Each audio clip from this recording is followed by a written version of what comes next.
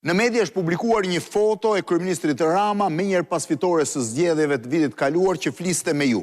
Çfarë komenti për atë që keni për atë që po ndodh në Shqipëri? E pash foton, ishte art, ishte mesazh, telefonata me Edin ishte iniciative imja, bisedë vëllazërore, e pyeta për shëndetin, lindën dhe zaun, e urova për zgjedhjet.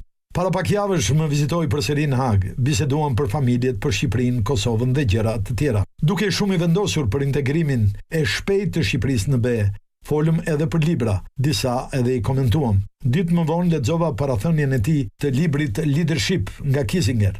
Mendimet e spikatura për këtë libër të jashtëzakonshëm dhe ndërlidhja e tij me rrugtimin evropian të Shqipërisë, siç e thekson, është akt formësimi i së ardhmes, kërkon aftësi për të lexuar të padukshmën, për të parashikuar të paparashikueshmen, për të bërë historinë me dorën tonë. Kam përshtypje më lehtë kam kaluar unë këto 6 vite në izolim se sa Edi në punën e tij për zbatimin e standardeve evropiane, në veçanti për kapërcimin e pengesave lokale, atyre sociale dhe politike. Nuk është e lehtë të kapen dekadat e humbura të një kombi. Komenti im për atë që po ndodh në Shqipëri është i shkurtër. Shqipëria evropiane është shpresa, besimi dhe siguria e shqiptarëve. Zoti Thaçi, djali juaj po vjen duke ju ngjarë gjithmonë më shumë. Ai është sot në moshën që ju jeni kyçur ilegal, por njëkohësisht ai po vihet re në shumë evente publike. A do të përfshihet djali juaj në politikë? E ndriti shumicën e viteve kur shërbeva si kryeministër dhe president, ishte fëmijë ose i moshës adoleshente. Gjithmonë e kam inkurajuar të kaloj jetë sa më sociale me moshatarët e vet, të mos jetë i veçuar. Tani ka kryer studimet, punon dhe vazhdon për master. Është me këmbë në tokë. Thonë që më ngjan shumë. Fizikisht po, por nga karakteri i ka ngjar lumës. Por nuk thon kot, më bëj bab të ngjaj. Janë duke e vuajtur padrejtësisht mungesën time. Me ndritim bisedojmë për inteligjencën artificiale, teknologjinë informative, muzikën, filmat, sportin dhe bjeshkët, nga ndonjëherë e ngacmoj edhe për simpatit apo dashuritë e tij. Çdo herë më viziton, më sjell ndonjë libër të ri. Nga përzgjedhja e librave, po e kuptoj se ka kultivuar mendimin kritik për fenomenet. Po ecën me kohën. E njeh dhe e kupton botën, ndihem mirë, e do Shqipërinë. Për mua politika është profesion shumë i mirë dhe fisnik, por tek ndriti nuk kam vërejtur fare interesim dhe përfshirje. Natyrshëm ai ka preferencat dhe shijet e veta jetësore. Nuk ka ndrojtje as druajtje. I thot gjërat siç i mendon. Troç. Tërë qenien e tij e ka veç dashuri dhe respekt për njerëzit. Tani është rritur, mbetet që të respektoj zgjedhjet e tij. Zoti Thaçi, cili do të ishte mesazhi juaj i fundit për shikuesit e emisionit Opinion?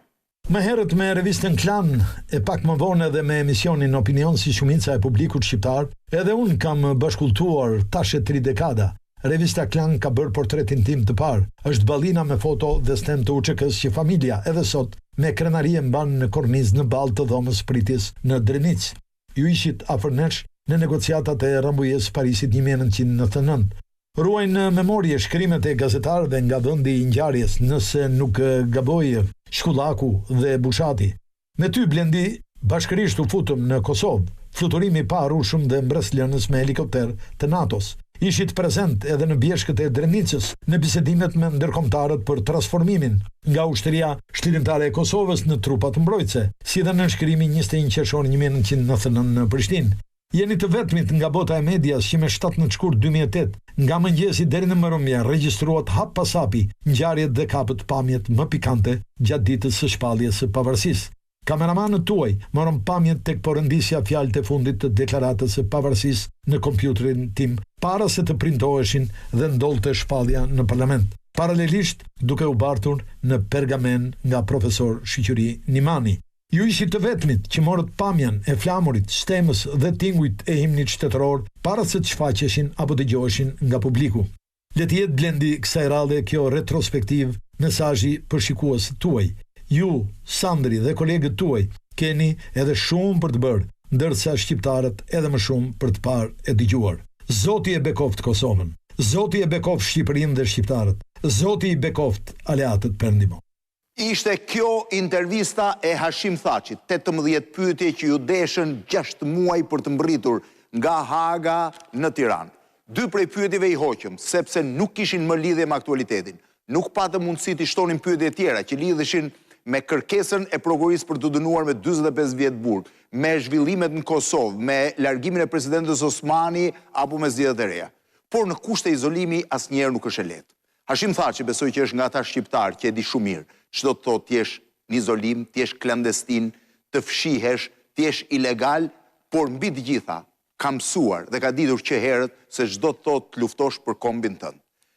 Unë do ta mbyllja me një thirrje ose me një shprehje të një dëshire, që Hashim Thaçi, Jakub Krasniqi, Recep Selimi dhe Kadri Veseli të jenë sa më shpejt lirë, të kthehen në familjet e tyre, të kthehen te njerëzit e tyre të afërt, të kthehen qoftë edhe në politikën e Kosovës. Asnjëri prej tyre nuk po dënohet se që një politikan i mirë apo i keq. Ata po dënohen se në një moment të caktuar, më të rëndësishmin për kombin dhe popullin e tyre, ata zgjodhen të rrezikojnë jetën e tyre për një të ardhme më të mirë të gjithë kombit. Unë nuk kam asnjë fjalë tjetër, por duke perifrazuar frazën e fundit të Hashim Thaçit, mund të them Zoti i bekoft të gjithë ata që punuan për Kosovën dhe Shqipërinë.